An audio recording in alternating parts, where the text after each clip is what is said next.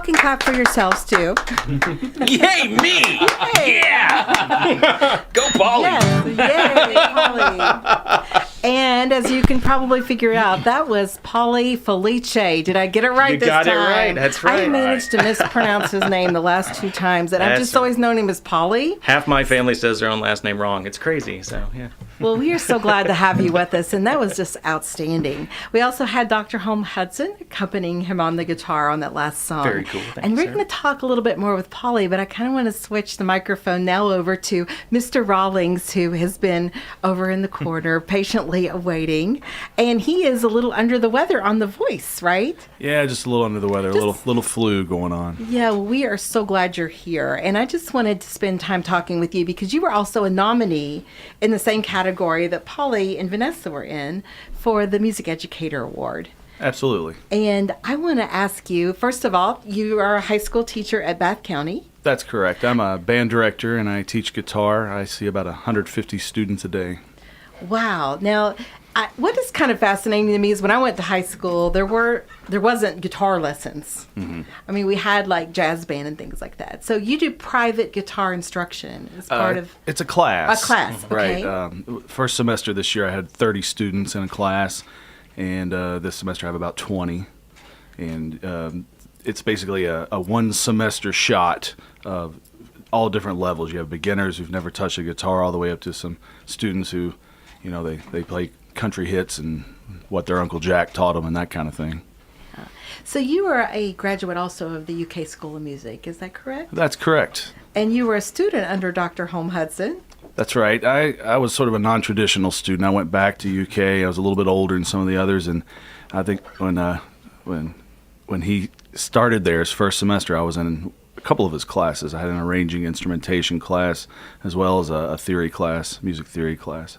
It was really cool. His approach was so much different than what I was used to, as we already talked about in the last segment. You know, we talked about Radiohead and you know, Koyaanisqatsi and, you know, the golden ratio in a U2 song and things like that, as opposed to the stricter, more, it wasn't boring to me, but certainly the newer stuff resonated more with me with Dr. Holm-Hudson. Well, with having Livia here today and Vanessa in kind of like a teacher-student combination, I'm really interested in finding out, what do you feel that you learned from Dr. Holm-Hudson that you carry forth when you teach your students even today? I think you've got to connect with the students on a level that they understand. My students in Bath County, not very many of them care at all about Mozart and Beethoven. I try to instill that love, but they want to hear about what Jason Aldean's doing and what that music does. And you have to kind of connect on their level. And that's something I did learn in that class that I'd never had really before in the formal training.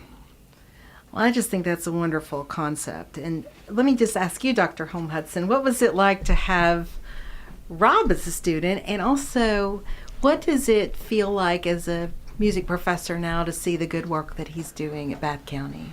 Well, I always knew that Rob would do great work. When Rob was at UK, he was actually a percussion major. And Jim Campbell's percussion studio has some of the highest admission standards, I think, in the School of Music. So by and large, you can't go wrong with any of Jim's percussion students. And so I knew Rob had a terrific work ethic and terrific talent. And I did not know that Rob played guitar. You know, we reconnected years later when I found that I was playing like open mics and coffee houses and things like that, and so was Rob. And I thought he was a percussionist, but it turns out now he says that he's what you say. You're a drummer who plays guitar. Yeah, I'm a drummer that hits at a guitar. You know. Yeah.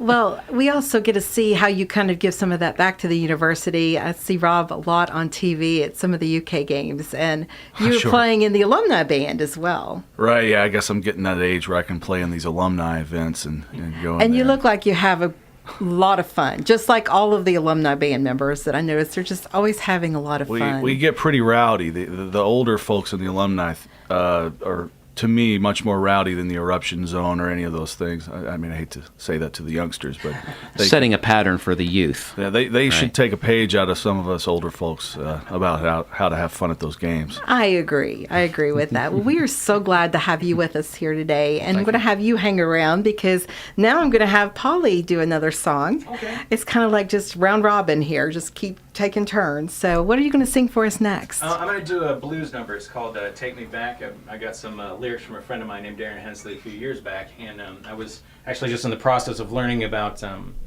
pentatonic patterns on guitar and blues progressions, and so just as kind of a training tool, I started combining some pentatonic riffs with some chord progressions and came up with this song. So okay. I think Kevin's going to back Kevin, up. you're going to join in? Rob?